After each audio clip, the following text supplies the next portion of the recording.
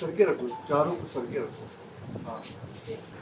वालिदैन की इस सिलसिले में बहुत बड़ी जिम्मेदारी है।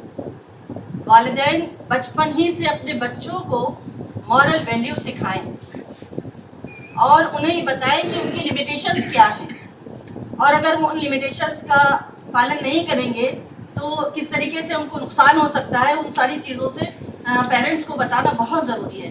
तो बहुत बड़ी जिम्मेदारी हो जाती है पेरेंट्स की कि वो अपने बच्चों को बचपन ही से बताएं। और इसमें लड़का और लड़की का कोई भेद नहीं है कि हम लड़कियों को तो कहें कि तुम्हें इस तरीके से रहना चाहिए, तुम्हें इस तरीके से रहना चाहिए, और लड़कों को कहें कि वो जिस तरीके से भी बाहर निकलना चाहते हैं, जो कुछ करना चाहते हैं वो करते रहें। ऐसा नहीं, बल्कि बच्चों के ऊपर पेरेंट्स की पूरी जिंदगी निगाह रहे कि मेरा बच्चा क्या कर रहा है, कहाँ जा रहा है और कैसे काम कर रहा है, इसकी सोच कैसी बन रही है।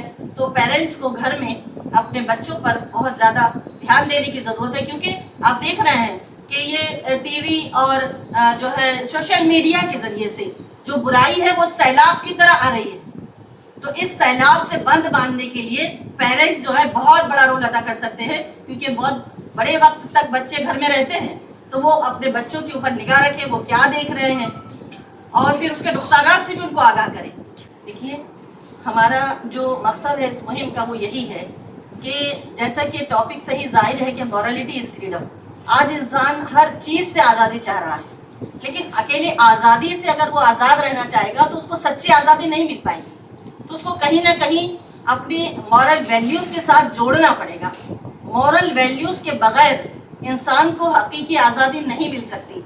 मिसाल के तौर पर अगर आप देखें कि सैलाब है, उसके अंदर पानी जो मौजें मारता हुआ हमको नज़र आता है तो बड़ा खूबसूरत लगता है, लेकिन वही पानी जब उसके अंदर जोश आने लगता है और वो अपने तट को फलांग कर, अपने लिमिटेशंस को तोड़कर जब बाहर आता है पूरे जोश के साथ, तो बाढ़ आ जाती है और हम देखते हैं कि फिर क्या कुछ होता है। तो इसी मकसद के तहत कि हम अखलाक को, मॉरल वैल्यूज़ को, नैतिकता को आज़ादी से जोड़ना चाहते हैं कि इंसान के अंदर जब नैतिकता होगी, मॉरल वैल्यूज़ होंगे, तो वो अपनी आज़ादी का सही इस्तेमाल करेगा। वो अपनी आज़ादी का ऐसा इस्तेमाल नहीं करेगा कि मैं आज़ाद हूँ, मेरा मफाद, मेरा फ़ायदा जिस चीज़ में है मैं सिर्फ वही देखूंगा, मुझे इससे कोई मतलब नहीं आता कि मेरी आज़ादी से दूसरों को तकलीफ हो रही है या फ़ायदा। मुझे तो ये देखना है कि मेरा फ़ायदा हो रहा है या नहीं। तो ये आज़ादी सच्ची आज़ादी नहीं है, उसकी आज़ादी से किसी दूसरे को नुकसान नहीं पहुंचना चाहिए। कौन कौन से प्रोग्राम रखने वाले हैं इसके लिए आप लोग? जी, इस सिलसिले में एक प्रोग्राम अभी प्रेस कॉन्फ्रेंस, और उसके अलावा पूरे गुजरात में अलग अलग जगहों पर मोहल्ला मीटिंग्स हैं, स्कूल लेक्चर्स हैं। खास तौर से कॉलेजेस और कैंपसेस में जाकर नौजवानों को मुखातब करना हमारा मकसद है।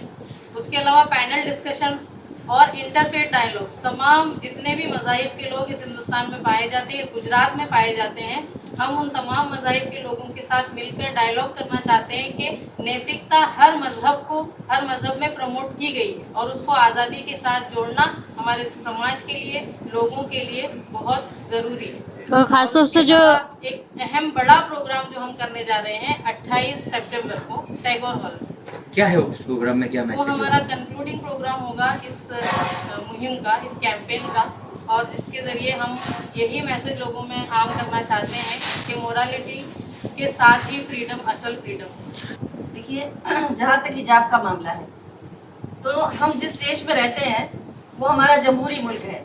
अब इस मुल्क में जहाँ पर कपड़ा पहनने की आज़ादी है, वहाँ पर हम अपने आप को अगर कवर करते हैं तो उसकी भी आज़ादी हमको मिलनी चाहिए।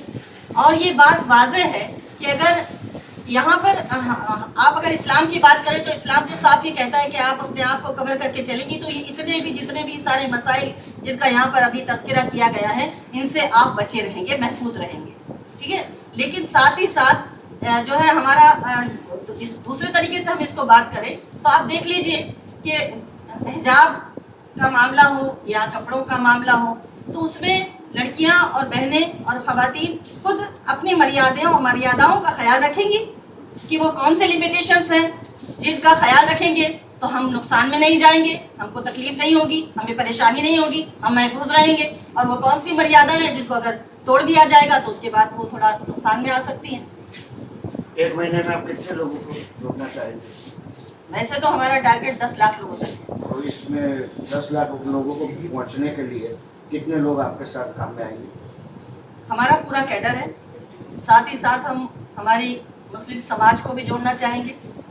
उसके साथ साथ हम हमारे हिंदुस्तानी समाज के भाइयों बहनों से अपील कर रहे हैं कि वो भी हमारे इस अभियान को अपना अभियान समझें, क्योंकि ये मसला कोई किसी एक घराने का नहीं है, ये पूरे हमारे समाज का मसला है। तो हम समाज के दीगर कम्युनिटी के लोगों के पास भी जाएंगे और उनको भी अपील करेंगे।